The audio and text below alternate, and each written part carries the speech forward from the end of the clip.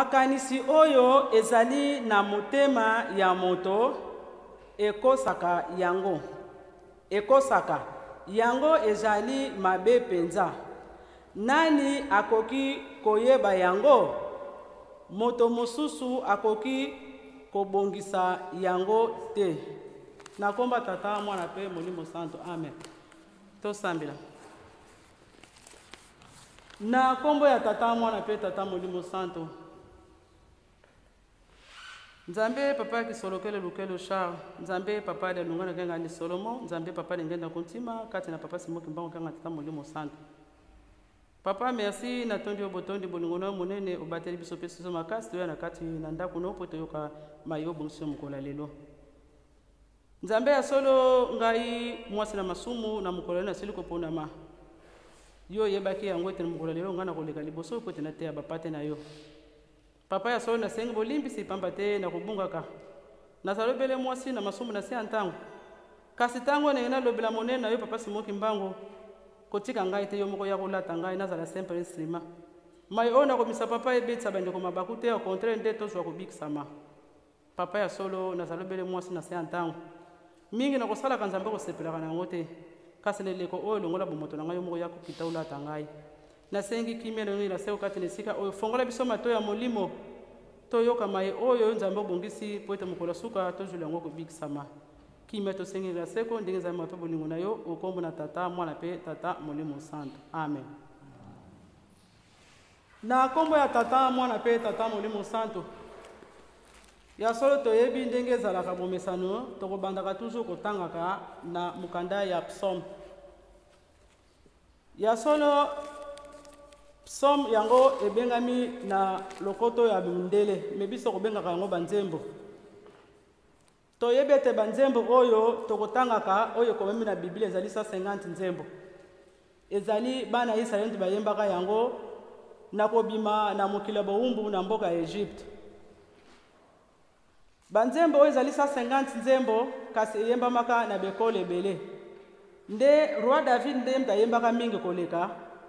Roi David ayembaka 73 nzembo pardon yango nde bapesaka yango nyonso tu psaume de David. Ya solo na mukola lelo yo na kati na banzembo tozi psaume 32 ezali parmi banzembo yemo pe roi David ayembaka. Tozali kotanga ngo boye mais soki ezalaki ete ezalaka na banote koyemba ngo ezali lolenge moko banzembo biso tokoyembaka. Soko totali na lingomba na biso tozali na banzembo mingi koleka. Mikolo ya solo tokoyembaka banzembo. Banzembo na biso na kati na lingomba ezalaka banzembo ezalaka inspiré uta pa ye moko tata Nzambe. Pa bango moko banjelo bapesi na ba oyo bakozwaka banzembo nde biso toyekoli yango toyembi yango. Ndenge moko pe na banzembo tokotangaka awa. Soko ezalaki na banote be tokoke pe koyemba yango. Ezali banzembo bana Israeli bayembaka tango babimaka na bowumbu na mokili ya Egypte. Psaume ya lelo ya solo ezali psaume ya mutu oyo ya solo azali nesengo ndenge balobete mutu oyo Nzambe alimbisi masumu na ye. Kuna roi David azali kolakisa biso ya solo toyebi roi David azalaka nani? Roi David azalaka moto oyo azalaka pe mutu na mokili lokola biso. Me ayebaka komikitisa liboso ya tata Nzambe. Tango etabungaka obe ande kosala mabe ayebaka ndenge nini akomikitisa liboso ya tata Nzambe po ete Nzambe akokolimbisa ye. Ezali pe ndenge moko pe na biso na mokili oyo tozali. Na mukola lelo ya lakisi biso na psaume 32 ndenge nini biso pe tosengi kozalela ndenge tokoki kozalela liboso ya tata Nzambe. Ye kuna na psaume 32 alobi na biso ete sengo ezali na moto oyo Yawe alimbisi. Oyo Yawe alimbisi masumu na ye. To esengo ezali na moto oyo Yawe akamati ye lokola moto ya mabete. Pona nini roi David alakisi biso lolenge boye? Pamba te ye ayebaka ndenge nini abandai komikitisa liboso ya tata Nzambe. Na kanisa toyebi so ya roi David ndenge atindaka soda na ye akende netumba akende kobunda netumba po ete akokozwa mwasi ya soda na ye. ya solo roi David tango asalaka likambo yango esalaka pasi mingi. Me tango nde aye koyeba ke abungaki liboso ya tata Nzambe yakendeki pa tata Nzambe amikitisaka asengaka bolimbisi. Nde Nzambe alimbisaka ye. Pona nini abungaka na makanisi na tina Yakobo pamba te alulaka mwasi ya soda na ye.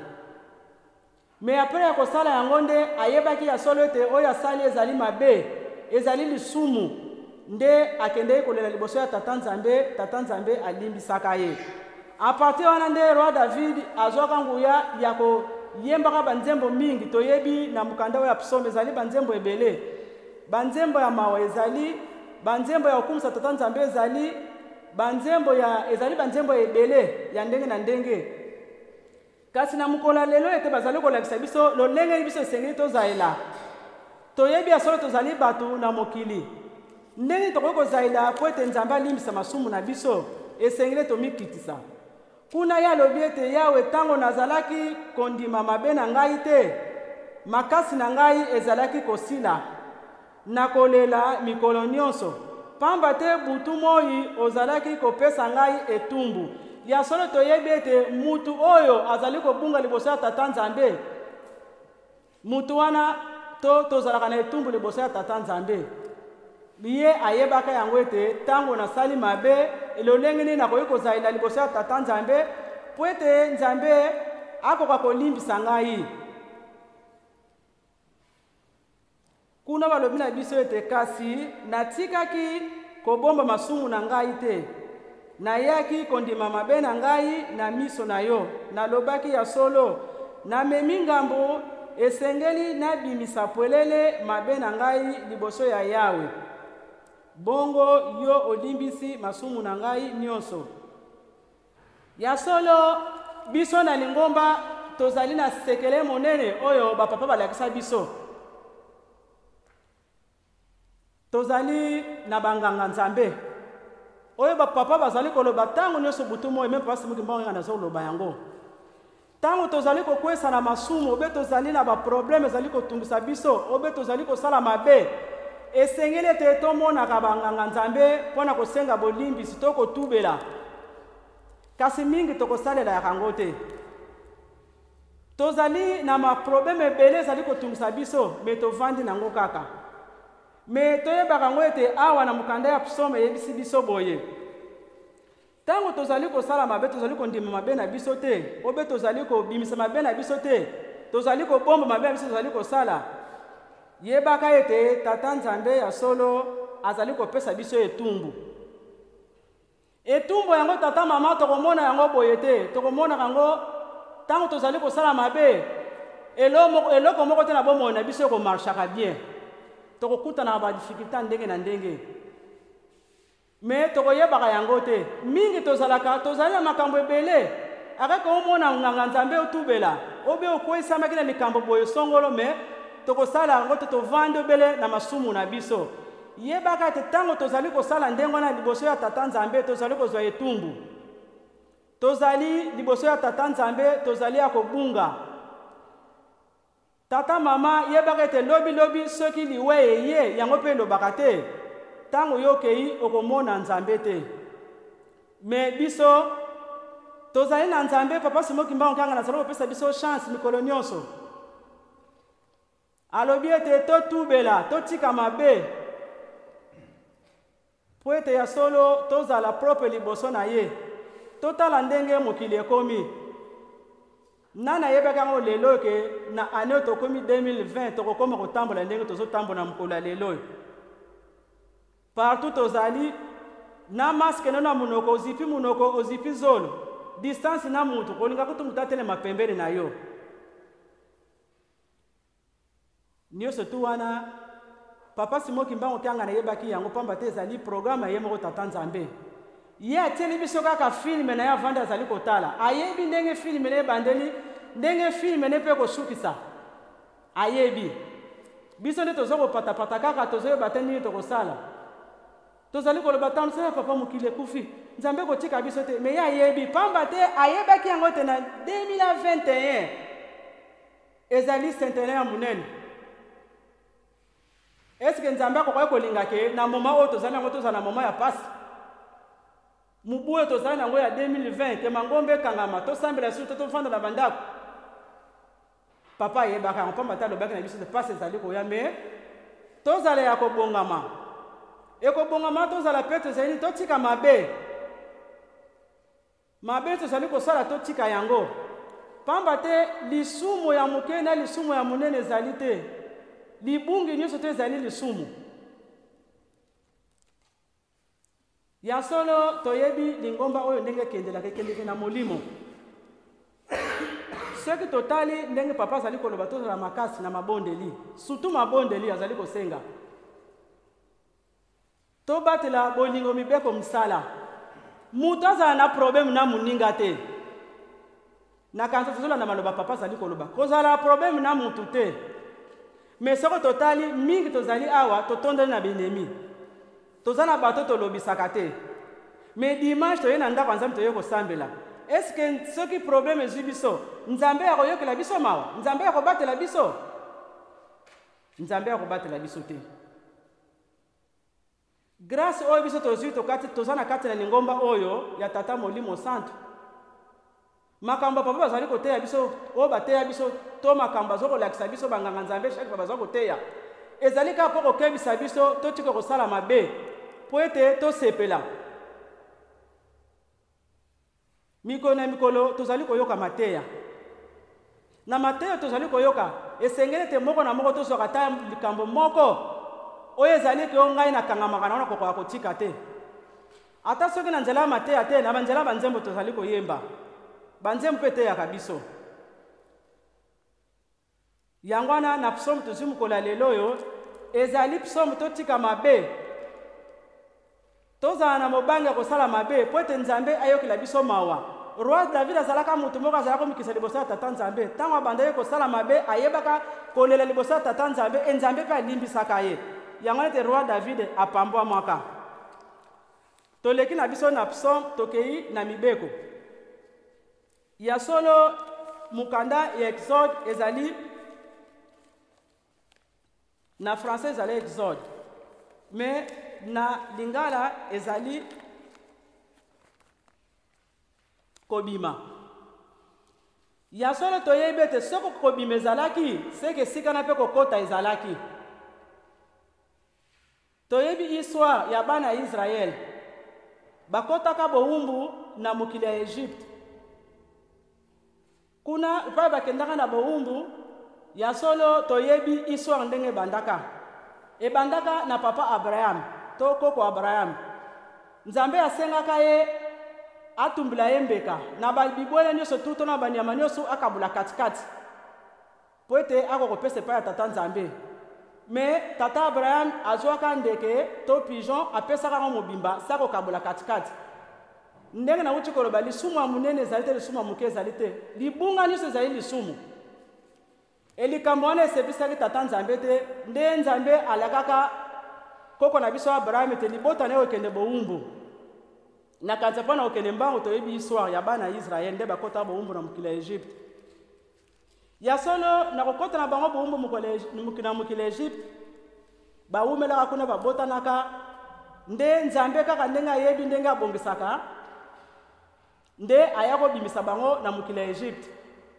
moïse nde ye moto abimisaka bana ya israele na mokili ya egypte na kobima na bango nde nzambe aboyaki ete bakende na bizaleli wana oyo bazwaka na mokili wana pamba te wawumelaka mingi na mokili yango na mboka yango na egypte bazwaka makambo mingi ya mabe kuna ndenge mpe papa azali koyebisa biso zali na mikili oyo erope ya malamu tozwa nde tomema na mboka na biso ya mabe nde tozwa te nakena entre parenthèse me mingi tozali awa tosadapte mingi na makambo ya bamboka oyo ya bapaya meme ata culture na biso ya afrique toza kobosana yango or ke eloko wana yango nzambe mpe apekisa bana ya israele ntango babimaka yango apesa bango mibeko zomi oyo tozali kotanga ya solo na bobimi na bango nde aponaka moïse kati na bango nde abimisaka bana ya israele toyebi bana ya israele batambolaka nzambe alakisaki bango nzela oyo bakoki kosengeli ete batambola me na bobimi na bango na mboka ya egypte mingi ya solo bazalaki na koyimayima babosanaki bolamo nzambe asalaki bango kaka na nzela wana orke koyima ezali mabe mingi pe tozali awa tokoyimaka tobosani ete tata Simon Kimbangu Kiangani apesi biso bilaka eke tokosepela mais ezalaka na condition pamba te likambo nyonso tata Nzambe ekoyaka kaka boye gratuit ofele te ekozalaka na condition. Nzambe so alingi osala likambo na ye apesaka condition. Soki tozongi nsima ntango tata Nzambe asalaki mokili oyo na kati ya jardin d'Eden atiaki tata Adam na mama Eve alobi nete yo kodirige mokili oyo biloko nyonso tu pamba te tata Nzambe asalaki mutu na maboko na ye moko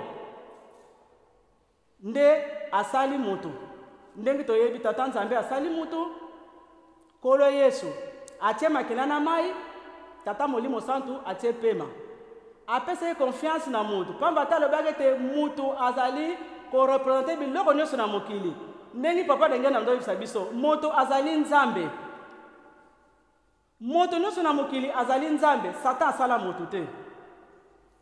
Satan nde azwaka mutu aitilizaka mutu mais Satan asala mutu te. Biso nyonso tosala pa tata Nzambe kolo Yesu na tata Molimo Santu yango na tata Simon Kimbangu Kiangani azali ko récupérer biso alingi te mutu moko na mokili abunga azali kotinda biso tosala ntango nyonso na makasi na mibeko tosimba mibeko pamba te mibeko nde yango nde ye ekokomisa biso pembeni na ye ya solo bango bayimaka na koyima wana toyebi eloko nini ekoyelaka bango basilaka kokufa bango nyonso na désert nazokokende mbangu po ete na temps toyebi ete Yosua kaka na Caleb bango nde bakotaka na mboka elaka lelo pe papa Simon Kimbangu Kiangani azopesa biso mibeko ntango nyonso bazali kotangela biso mibeko pamba te ayebi ete mutu na mokili tokobungaka kaka nzoto oyo ya solo ezali na baposa na yango ya mokili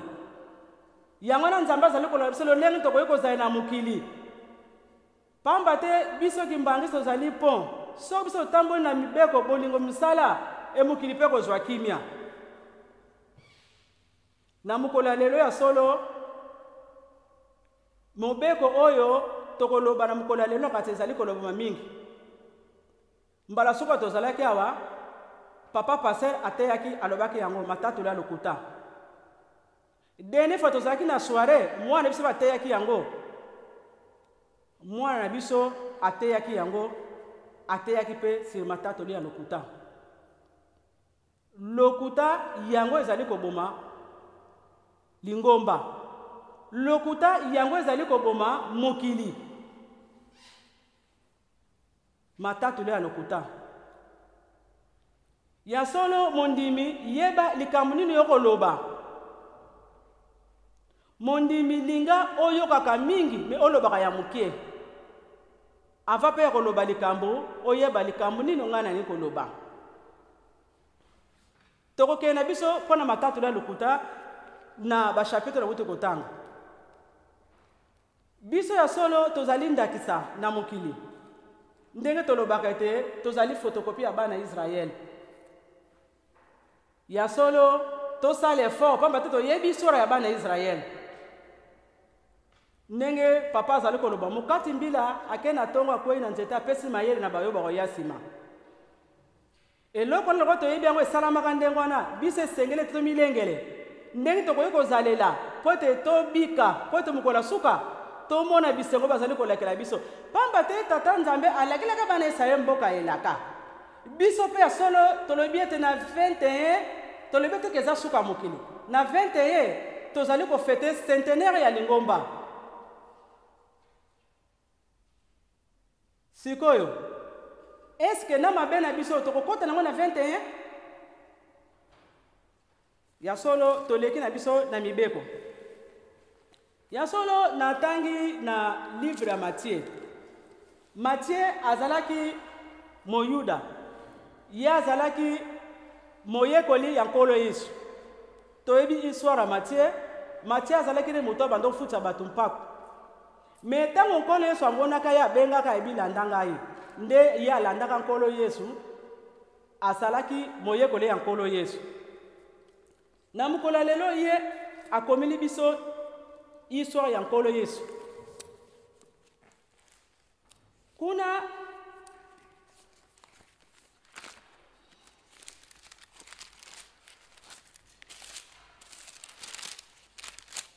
na Matthieu 26 ye alobi apesi biso histoire ya Yuda ndenge atekaki nkolo Yesu. Pamba te nkolo Yesu ya solo alingamaka te. Biso le tobengaka ye mwana nzambe to nzambe, me na bayuda balingaka ye tata muke. Malgré tout makambo nyonso asalaka, miracle nyonso asalaka, batika ata kosepte te ya mokolo moko. Bando kobenge mwana Joseph na mwana Maria, besu babengaka ye prophète. Ndenge pe biso lelo tikino lelo batu mingi bako bengaka papa somo kimbango prophète, mais ezali ndenge bango selo ndenge bango bayebeli. Kuna apesi biso lisolo ya Yuda. Yuda ye azalaki parami bayekoli ya nkolo Yesu. Mais telema ayebaki te nkolo Yesu abande kote ya ndenge wana alingamaka te pamba te bato bazalaka contre ye. Yende akendeki kokutana na bakonzi ya banganga nzambe nde asolistaki bango ete soki bapesi ye 30 mbongo ya babibende 30 nde ya kolakisa bango epali nkolo Yesu azalaki. Nde esalamaki ndenge wana azwaki mbongo akei akelakisa nkolo Yesu na toyebi swa na ndenge atekaki nkolo Yesu. Mais après avoir tant asalaki yango na sima aye ko regretter. Mais ayebaki te ke likambo oyo asalaki ezalaki likambo moko oyo ya pasi. Tango bazwi nkolo Yesu bakangi ye, mais bayebaki motif te oyo bakoki kokanga nkolo Yesu. En fait mangutu bakangaki ye mpona kosambisa ye. Bayebaki te ke eloko nini bango kokosala po ete basambi, po seke mutango bakangi ye il faut azala na dossier oyo ezali ke jugement na ye. Balukaki ba raison nyonso bamonaki likambo bakokosala te. Nde soko totali kuna na Matthieu epai totangi na 59 nde basalaki tu baluki batu mibale baye koloba ete mutu oyo alobaki ete akoboma ndako ya Nzambe mpe akotonga ngo na mikolo 3. Oyo ngana utoloba matatu li alokuta. Bafondele histoire basele lokuta po ete mwana Nzambe amona pasi. Nkolo Yesu tango batuni ye apesaka ta réponse te avandi kaka kimia. Pamba ta yebaki ete na paso ya mona mokili akoleka na nzela ya liwa po talakisa biso te mokili oyo tango ozali kosalela Nzambe ezalaka facile te. Toyebi histoire nkolo ti bakangaki ye bake kobaka ye na ekulusu. Et pour aller dans le chapitre de lelo toyebe toza na mois de septembre. So total na mois de septembre tozali le 12 septembre tout ko fêter ngo 1887 mukolo papa Simoki Mbango abota maka. Et le même le 12 septembre 1921 mukolo papa Simoki Mbango akanga maka. Na mois o toza beveneme belé na kati na Lingomba. So totali lelo ezali le 27 septembre. Na date ya lelo le 27 septembre 1988 yango mukolo oyo batiaki libanga pona kotonga temple na biso ya Lubumbashi.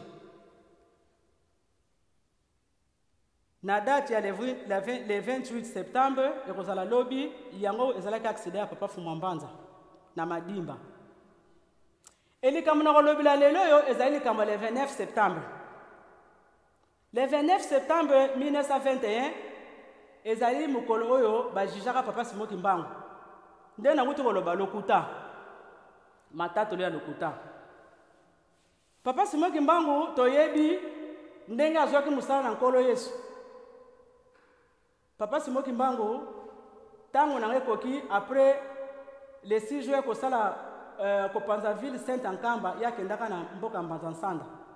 Tango mukolo nango ekokaka nde papa le 10 septembre nde akitaka mboka Mbanza Nsanda nde akendaka pamba te koliso abine kende po tokende kokangama pamba te tango nango ekoki ye moko akendaka komitika wana nazoleka mbango pamba te histoire toyebi yango. Et na date ya le 29 septembre 1921 yango mukolo oyo ezalaki liyangani ya mibale ya papa Simoki Mbango basambisaka ye na Mbanza Ngungu pona likambo oyo ngano lelo tovandeli awa likambo oyo ya kitoko tovandi lelo awa tozali kolanda yango basambisaka ye na conseil de guerre na tribunal ya bamilitaire ndenge mo mpe na nkolo Yesu pona nini po kaka na lokuta Yuda ateki nkolo Yesu na 30 palata na bamboko ya bango ebiso pe papa Simoki Mbangu ateka maka tata Luntala aprofita zwana ye aprefera zwana ye 30 francs pona koteka papa Simoki Mbangu 30 francs nkolo Yesu ateka maka na 30 palata so 30 palata bambongo na bango ya Bayuda tata Simoki Mbangu pe ateka maka na 30 francs tata Luntala pona nini po kaka likambo ngani lelo tovandeli awa ekende liboso te oke likambo ya tata Nzambe betufaka yango te yango na nguti koloba matatu le ya lokuta eloko nini basalaki te po kozwa papa Simoki Mbango baitize kaka lokuta me bayebeki te likambo ya tata Nzambe soki batiki papa Simoki Mbango continue ndenge wana ya solo likambo na bango bakendeleki na mokili na biso ekokende liboso te pamba te biso bato moyindo banaza biso kaka bato kaka ndenge wana biloko ezanga ntina ntango bazokotanga bibwele bazotanga mpe yo mutu mwindo tala pasi tomoni tala esika towuti mosika papa Simoki Mbango ayekolongola biso na pasi mpo lelo oyo biso tokóma bato sanza oyo tozali na 1887 ezalaki sanza esengo pamba te Molimo Santo abotamaki me na 1921 na mois de septembre ezalaki mois ya pasi ya kolela na mai na miso bakoko na biso banyokwamaki na ntina likambo oyo bandimi na bango babetama bandimi na bango bakanga bango bamiso bakende komitika na bango ntango bakangi papa Simoki Mbango nga mpe nake komitika bakanga pamba te balingaki te papa Simoki Mbango akangama na eloko oyo kitoko ayelaki bango aye kolongola bango na bowumbu tala likambo oyo ya motuya oyo ngana oyo toza nango ya kobenga makimbangisi ngana nazalaka na esengo ya kobenga makimbangisi nazalaka na esengo nazalaka na fiere nango makasi même partout nakendeke même ata na milie ngana naza kimbangisi nayokela yango solo te banda kala kutu kala ezalaki so oyobi kimbangisi basekio ngana banda loba naza kimbangisi nakopesa exemple moko ya moke no mama esengeli te lelingo biso epesaka makambo na biso ya privé ntango nga na ye na ville oyo à l'époque na ba 91 92 90 nakayaki 91 92 awa nayebaka ata kimbangisi moko te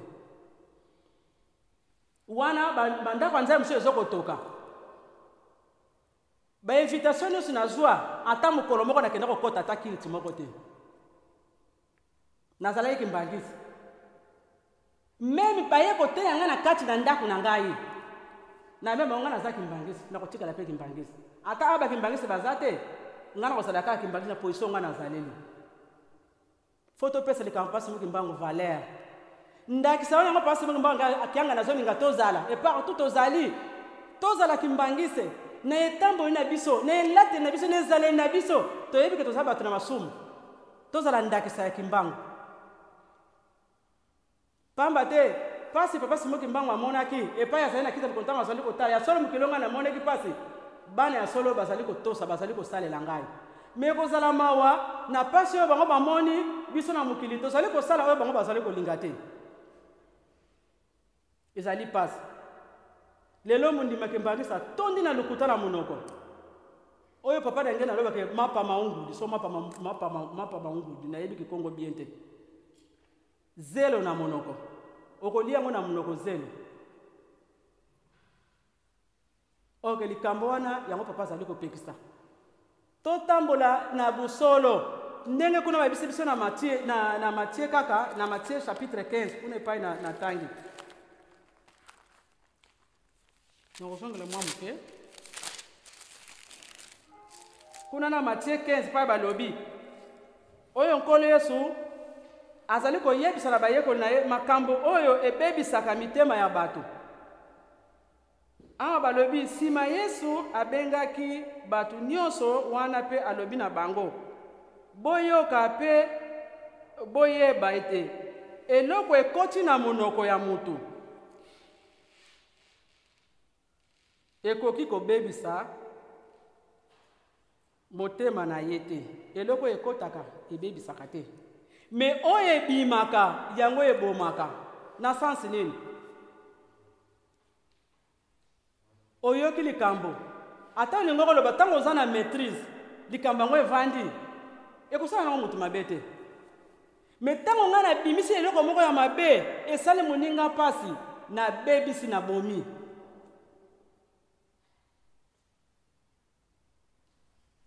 Kuna na Jérémie balobi na biso nini?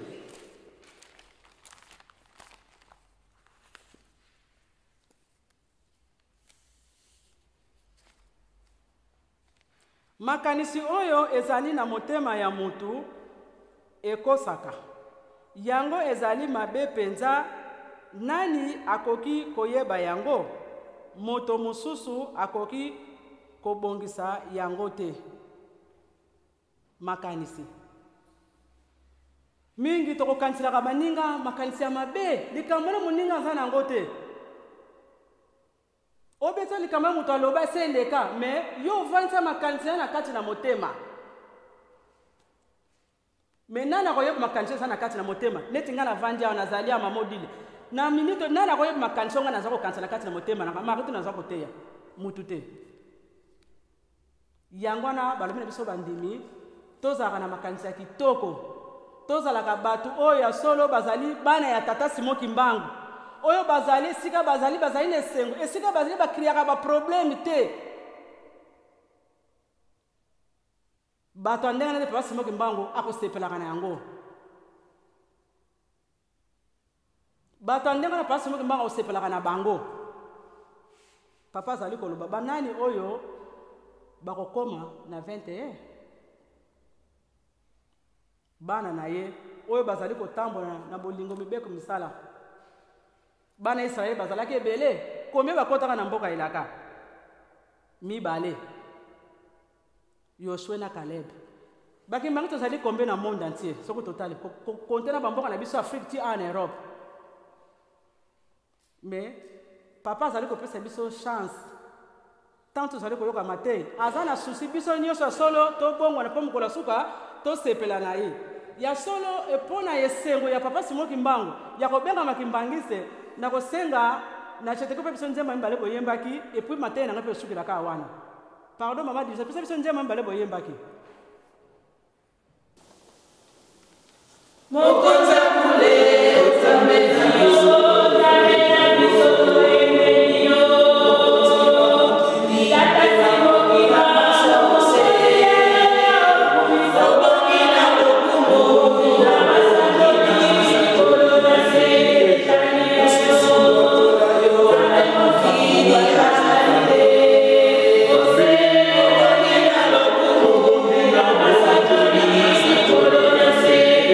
Yes.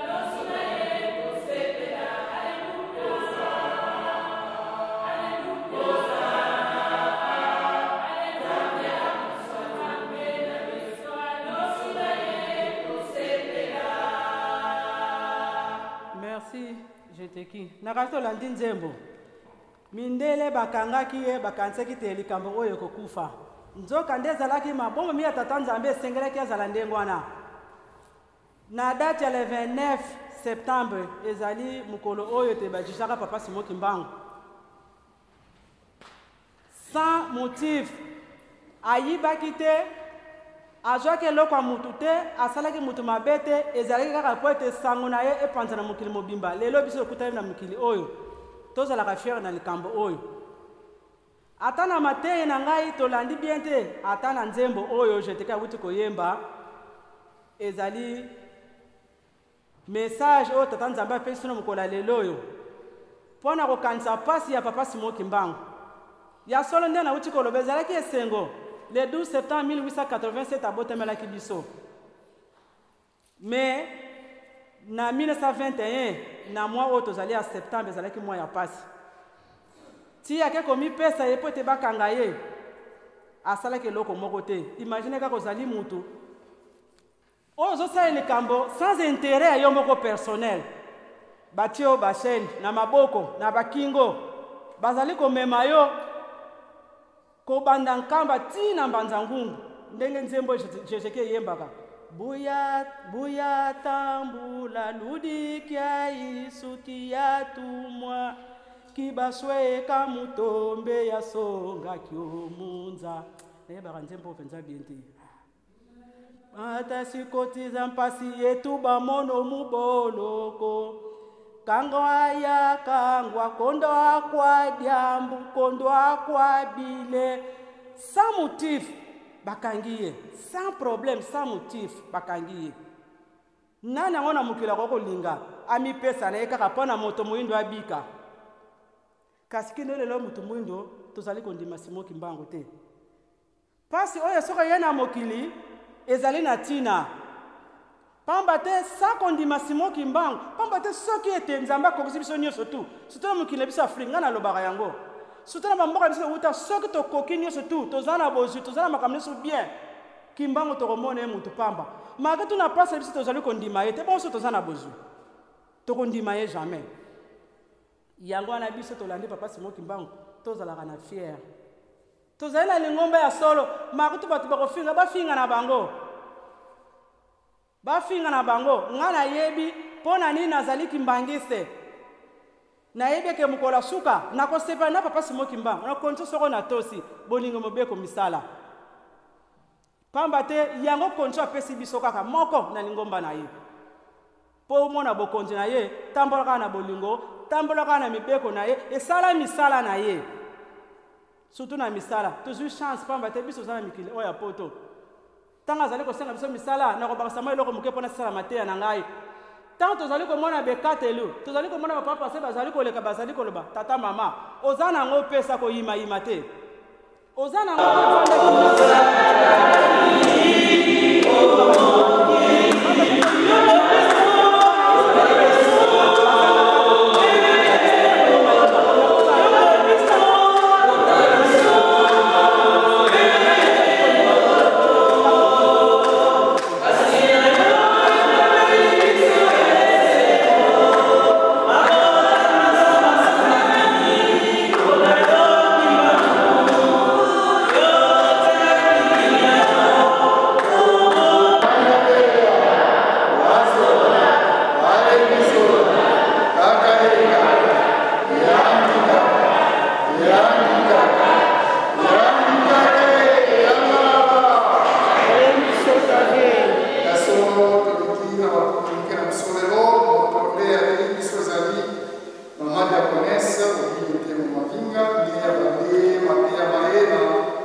Somme 32 de 5, Exode 20 de 27, Matthieu 26 de 14 à 16, et dans Matthieu 26, on a décalqué dans verset 59 à 63,